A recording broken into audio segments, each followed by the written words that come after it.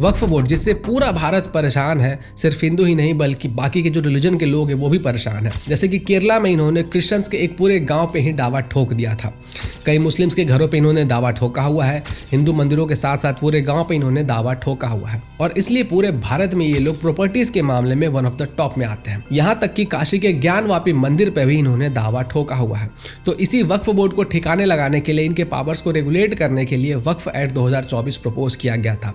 अब कांग्रेस पार्टी ने ही इस वक्फ बोर्ड को इतने सारे लिमिटेड पावर्स दिए थे थ्रू वक्फ एक्ट 1995 और उससे पहले भी कई और पावर्स दिए। फिर उसके बाद 2013 में भी कई पावर्स दिए थे। और अब कांग्रेस की अलायंस महाविकास अघाड़ी अलायंस को उलमा बोर्ड सपोर्ट कर रही है आने वाले इलेक्शन में, ताकि ये लोग जीतकर अपनी गवर्नमेंट बनाए और वक्फ बोर्ड के खिलाफ इस वक्फ एक्ट को अपोज करें। साथ में कई और भी कंडीशंस रखे हैं, जैसे कि महाविकास अघाड़ी के महाराष्ट्र में जीतने के बाद वो वक्फ बोर्ड को 1000 करोड़ रुपए देंगे, महाराष्ट्र में मुस्लिम्स को 10% रिजर्वेशन देंगे, राष्ट्रीय स्वयंसेवक संघ यानी कि RSS को बैन करेंगे, महाराष्ट्र में इमाम और मौलानाओं को 15,000 रुपया पर मंथ सैलरी देंगे वगैरह वगैरह। और महाविकास अघाड़ी के NCP के लीडर शरद पवार भी इस पे अग्री हुए हैं। अब ये जो MVA गैंग है जिसमें शिवसेना है, कांग्रेस है और NCP है, ये लोग लगातार एक ही रोना रो रहे हैं। इनका कहना है कि गौतम अडानी को महाराष्ट्र के पॉलिटिक्स और बिजनेस में ज्यादा ताकत मिल गई है और जो बीजेपी की गवर्नमेंट है वो अडानी को स्पेशल फेवर्स दे रहे हैं जो स्टेट के लिए ठीक नहीं है। और सबसे बड़ा हंगामा है धारावी रीडेवलपमेंट प्रोजेक्ट को लेकर। एशिया का सबसे बड़ा स्लम जो कि धारावी में है, जहाँ हजारों टूरिस्ट हर साल बस इंडिया की गरीबी देखने आते हैं और फोटोज और वीडियोज शूट करते हैं। चिली चिकन एम्बुलेंस की फोटो निकालने का क्या? 5 स्टार एकदम। No, I want real India. Poor people, hungry people. जो फॉरेनर्स इंडिया में आते हैं वो मेनली ढूंढते हैं कि भाई स्लम कहाँ है, गरीब लोग कहाँ है। वहाँ पे जाके वो फोटोज खींचते हैं, वहाँ पे जाकर वो वीडियोस बनाते हैं और फिर दुनिया को दिखाते हैं कि देखो इंडिया में कितनी गरीबी है। धारावी में 10 लाख के आसपास लोग रहते हैं और इसे मुंबई का इकोनॉमिक डिवीजन लाइन भी कहा जाता है, जहाँ एक तरफ ऊंची ऊंची बिल्डिंग्स दिखती है, वहीं पे दूसरी तरफ झोपड़पट्टी दिखाई पड़ती है। और इस धारावी के स्लम को रीडेवलप करके वहाँ पे रहने वाले जो लोग हैं उनको अच्छी जिंदगी देने की कोशिश की जा रही है। और इसके लिए एक प्रोजेक्ट शुरू किया गया है जिसका नाम है Dharavi redevelopment project. Maharashtra government ने इस प्रोजेक्ट के लिए अलग ओपन मार्केट में बिडिंग करवाया था, मतलब कि कॉन्ट्रैक्ट लॉन्च किया और ये जो कॉन्ट्रैक्ट था वो अडानी के पास गया। अडानी इस धारावी प्रोजेक्ट में करीब 20,000 करोड़ रुपए खर्च करके इस पूरे धारावी को फिर से बनाएगा, जिसमें मॉडर्न हाउसेस होंगी, इंफ्रास्ट्रक्चर डेवलपमेंट होगा, कमर्शियल और इंडस्ट्रियल स्पेस बनाए जाएंगे, साथ ही साथ कम्युनिटी फैसिलिटीज भी होंगे। और MVA वाले इससे खुश नहीं है और आदित्य ठाकरे तो सबसे ज्यादा चिल्ला रहे हैं। वो कह रहे हैं कि बीजेपी की गवर्नमेंट ने धारावी के बाहर 540 एकड़ जमीन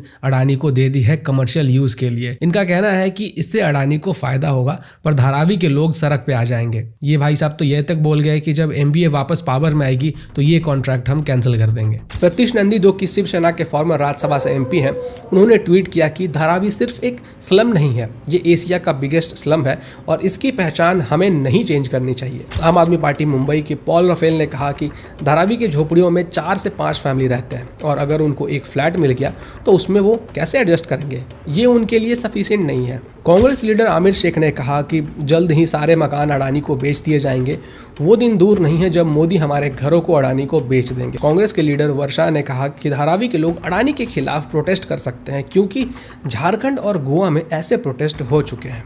कमाल है। आम आदमी पार्टी की प्रीति शर्मा कहती है कि ये अभी तक का बिगेस्ट स्कैम है।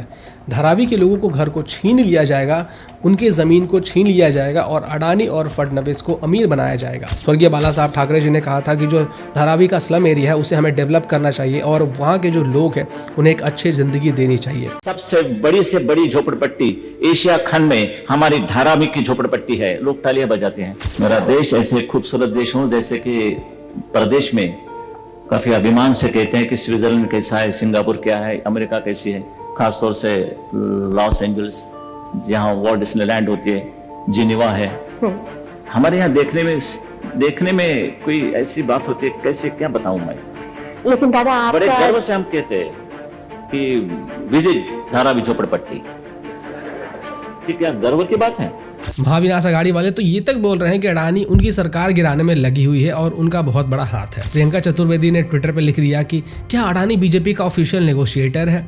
एक बिजनेसमैन महाराष्ट्र के पॉलिटिकल डील्स में इतना इन्वॉल्व क्यों है? जिस तरह से राहुल गांधी सारा दिन अडानी अडानी चिल्लाते रहते हैं, उसी हिसाब से इनके जो अलायंस वाले लोग हैं वो ऐसे ही अडानी अडानी चिल्लाते रहते हैं। जहां जहां पे बीजेपी की गवर्नमेंट है वहां पर जाके ये लोग कहेंगे कि अडानी को देश बेच दिया गया है, लेकिन जहां पे इनकी खुद की गवर्नमेंट है वहां पे अरबों खरबों रुपए ये लोग अडानी से पैसे लेते हैं इन्वेस्टमेंट के तौर पे। और इसी चक्कर में तेलंगाना के लोगों ने इनको ट्रोल भी किया था एक बहुत बड़ा पोस्टर लगा के।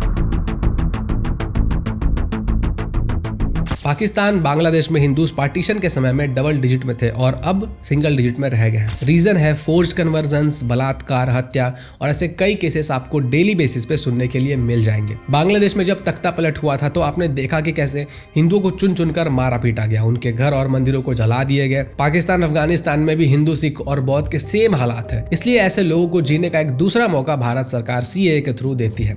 लेकिन इसी सीएए का विरोध महाविकास आघाड़ी के पार्टीज करते आ रहे हैं और इसका रीजन तो अब तक आपको समझ में आ ही गया होगा, मुस्लिम अपीजमेंट। और ठीक वैसे ही एनआरसी जो कि हमारे देश में छिपे हुए इलीगल इमिग्रेंट्स को पहचान कर उन्हें यहाँ से लात मार के निकालने का प्रावधान देता है, उसे इसी महाविकास आघाड़ी के पार्टीज ने अपोज किया था। जो इलीगल इमिग्रेंट्स हमारे भारत देश में घुस आए हैं वो कई इलीगल एक्टिविटीज में इन्वॉल्व होते हैं, यहाँ तक कि ह्यूमन ट्रैफिकिंग में भी इन्वॉल्व होते हैं। अकेले कर्नाटका में सिर्फ 3 साल में इंडिया के बाहर के लोगों ने 740 क्राइम कमिट किए थे, तो अगर बाकी के स्टेट्स के नंबर्स को मिलाया जाए तो वो कितना बड़ा होगा। 2017 में सेंट्रल गवर्नमेंट ने सुप्रीम कोर्ट में एक रिपोर्ट सबमिट किया था जिसमें बताया गया कि जो इलीगल इमिग्रेंट्स हैं, जिसमें पार्टिकुलरली बांग्लादेशी रोहिंग्याज हैं, वो मिलिटेंट ग्रुप्स के साथ मिलकर हमारे देश के खिलाफ साजिश कर रहे हैं, जो हमारे देश के लिए बहुत बड़ा खतरा है। और इसलिए ऐसे क्रिमिनल्स को ढूंढ कर इनकी पहचान करके इनको इंडिया से डिपोर्ट करने की जरूरत है और इसी के लिए एनआरसी लाया जा रहा है। लेकिन महाविकास आघाड़ी के पार्टीज तो इस एनआरसी के भी अगेंस्ट हैं। कोविड-19 के टाइम पे जब पूरा देश अपनी जान बचा रहा था तब एलिजिडली खिचड़ी स्कैम किया गया था एमपीए गवर्नमेंट के द्वारा, जिसमें कि जो कॉन्ट्रैक्टर्स थे वो 300 ग्राम खिचड़ी मजदूरों को देने के बजाय खराब क्वालिटी की सिर्फ 100 ग्राम खिचड़ी दे रहे थे। और इसके साथ साथ एलिजिडली एक और स्कैम हुआ था जिसमें कि कफन के रेट को 3 गुना बढ़ाकर दिया जा रहा था।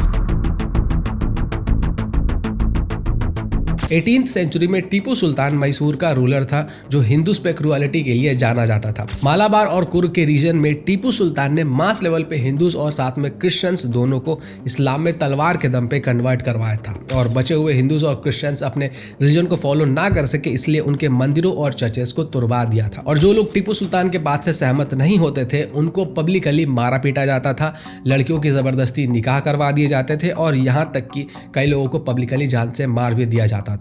अब जाहिर सी बात है कि ऐसे इंसान को कोई व्यक्ति क्यों याद करना चाहेगा जिसने इतने सारे एट्रोसिटीज किए हों, पर लगता है कि महाविकास आघाड़ी के लीडर्स को टीपू सुल्तान से कुछ ज्यादा ही लगाव है। 2022 में जब महाविकास आघाड़ी की गवर्नमेंट थी तब कांग्रेस जो कि एमवीए का अलायंस है, उनके एक एमएलए असलम शेख ने मलाड वेस्ट के एक रिनोवेटेड गार्डन को इनॉग्रेट किया था और फिर इस गार्डन का नाम टीपू सुल्तान के नाम पे रीनेम कर दिया।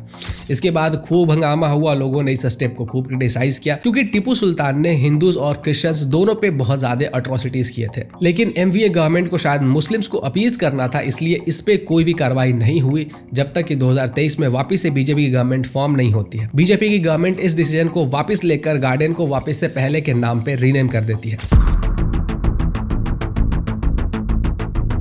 इन्होंने हिंदू त्योहारों के ऊपर रोक लगाया, दही हांडी और गणेश उत्सव जैसे त्योहारों पर इन्होंने रेस्ट्रिक्शंस लगाए थे। बहुत सारे लोगों ने यह भी आरोप लगाया है कि वरकारियों को पंढरपुर जाने से रोका जा रहा है। कंट्रोवर्शियल लोगों के लिए इनके पास सॉफ्ट कॉर्नर है, जैसे कि सरजुल उस्मानी और महक प्रभु जैसे लोगों को ये स्पेशल ट्रीटमेंट देते हैं, इसके आरोप लगे हैं। इनके नेता जब महिलाओं को माल बोलते हैं या अलग अलग तरीके के अभद्र चीजें बोलते हैं तो ये उनकी निंदा करने के बजाय उनके लिए सॉफ्ट कॉर्नर रखते हैं, उनको सपोर्ट करते हैं, उनको व्हाइट वॉश करते हैं। अमरावती, नाडेद और मालेगांव में जब राइट्स हुए थे तो उस पर जब सरकार ने कार्रवाई की थी तो उसकी ये लोग आलोचना कर रहे थे। जब राम मंदिर के लिए चंदा इकट्ठा किया जा रहा था तो उससे रिलेटेड मामलों में ये लोग उसका मजाक उड़ा रहे थे। कई लोग ये भी बोल रहे हैं कि जो मुस्लिम एमवीए के लिए वोट नहीं देंगे उनके खिलाफ फतवा जारी किया जाएगा। तो ये है महाविनाश आघाड़ी महाविकास आघाड़ी के टेन्योर का ब्लूप्रिंट। बाला साहब ठाकरे ने तो शिवसेना को हिंदुत्व के लिए बनाया था, लेकिन आज उनके पुत्र उद्धव ठाकरे इस पूरे शिवसेना के ठीक अगेंस्ट जाकर काम कर रहे हैं। इसके साथ साथ जो महाविकास आघाड़ी में पॉलिटिकल पार्टीज है उनके कच्चे चिट्ठे तो मैंने आपके सामने रख ही दिए हैं। बाकी आप लोग बेटर समझदार हैं कि इलेक्शन में क्या करना है, फैक्ट्स आपके सामने है,